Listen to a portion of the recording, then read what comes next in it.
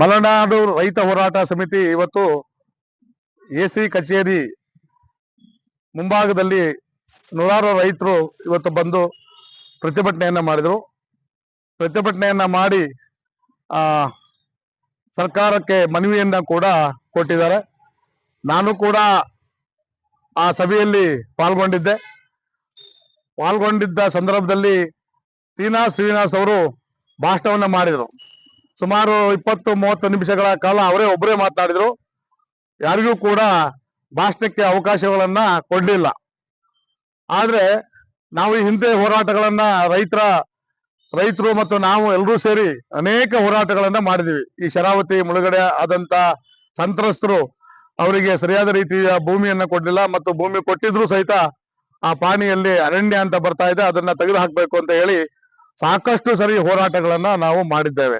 ಈ 2 ತಿಂಗಳ ಹಿಂದೆ ಎಸಿ ಆಫೀಸಿನ ಮುಖಾಂತರ ನಾವು ಶರಾವತಿಯ ಡ್ಯಾಮ್ ಹತ್ರ ನಾವು ಹೋಗುವ ಸಂದರ್ಭದಲ್ಲಿ, ಕಾಲಣಿಗೆ ಹೋಗುವ ಸಂದರ್ಭದಲ್ಲಿ ಇಲ್ಲಿನ ಉಸ್ತುವಾರಿ ಮಂತ್ರಿಗಳಾದಂತ ಮಧು ಬಂಗಾರಪ್ಪನವರು ಕೂಡ ಅಲ್ಲಿಗೆ ಬಂದು ನಮಗೆ ರೈತರಿಗೆ ಇಲ್ಲ, ನಾನು ಸರ್ಕಾರದ ಮುಂದೆ ಮಾತನಾಡಿ ಈ ಸಮಸ್ಯೆಗಳನ್ನ ಬಗೆಹರಿಸ್ತೀನಿ ಅಂತ ಹೇಳಿದ್ರು.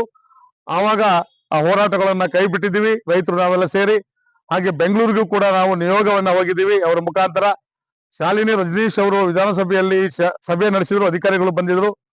ಆ ಸಂದರ್ಭದಲ್ಲಿ ಮುಖ್ಯಮಂತ್ರಿಗಳನ್ನ ಮತ್ತೊಂದು ಸರಿ ಸಭೆಯನ್ನ ಕರೆದು ಕಂದಾಯ ಮಂತ್ರಿ ಮತ್ತು ಅರಣ್ಯ ಮಂತ್ರಿಯನ್ನ ಕರೆದು ಈ ಸಮಸ್ಯೆಯನ್ನ ಸಂಪೂರ್ಣವಾಗಿ ಬಗೆಹರಿಸ್ತೀವಿ ಅಂತ ಹೇಳಿದ್ರು.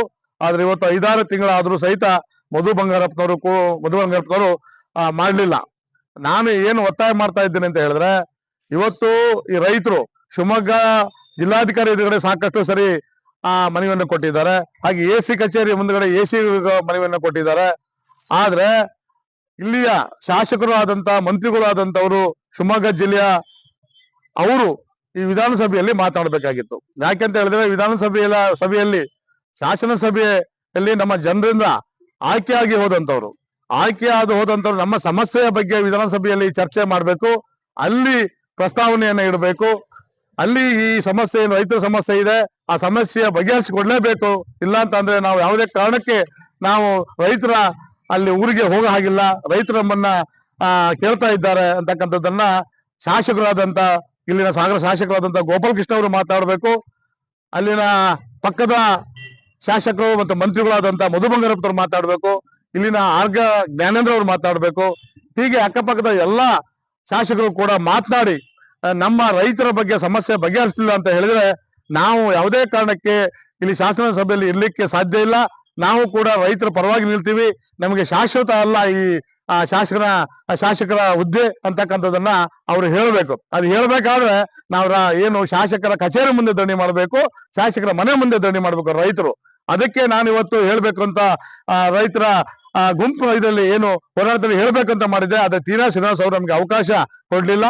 ಆದ್ರಿಂದ ನಾನು ಇವತ್ತು ಮೀಡಿಯಾ ಮುಖಾಂತರ, ಮಾಧ್ಯಮದ ಮುಖಾಂತರ ಹೇಳ್ತಾ ಇದ್ದೇನೆ, ಮುಂದಿನ ದಿನಗಳಲ್ಲಿ ರೈತರೇ, ನಾನು ಕೂಡ ಇಲ್ಲಿನ ಸಾಗರದಲ್ಲಿ ರೈತರ ಪರವಾಗಿ ಹೋರಾಟ 3 ಕಾಯ್ದೆ ಪ್ರಕಾರ ಏನು ಕಾಯ್ದೆ ಮಾಡಿದ್ರು, ರೈತರ ವಿರುದ್ಧ ಕಾಯ್ದೆ ಮಾಡಿದ್ರು.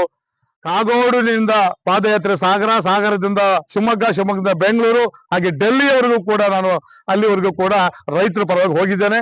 ಹಾಗೆ ಪಂಜಾಬ್, ಹರಿಯಾಣ, ರಾಜಸ್ಥಾನಕ್ಕೂ ಕೂಡ ಹೋಗಿದ್ದೇನೆ.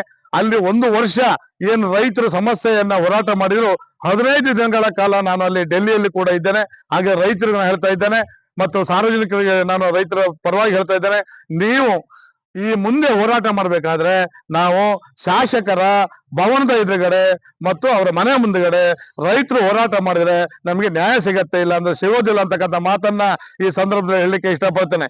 ಆದ್ರೆ ತೀನಾ ಶ್ರೀನಿವಾಸ್ ಅವರು ಇದನ್ನ ಮುಂಚೂಣಿಯಲ್ಲಿ ತಗೊಂಡು ಹೋಗ್ತಾ ಇದ್ದಾರೆ. ಆದ್ರೆ ಅವರು ಎಲ್ಲರೂ ಒಳಗೊಂಡಂತೆ ಮಾಡ್ಬೇಕು. ಇಲ್ಲ ಅಂತ ಹೇಳಿದ್ರೆ ಅವರೇ ಏಕಾಂಗಿಯಾಗಿ ನಾ ಮಾಡ್ತೀನಿ ಅಂತಕ್ಕಂಥದ್ದು ಇದು ಸುಳ್ಳು.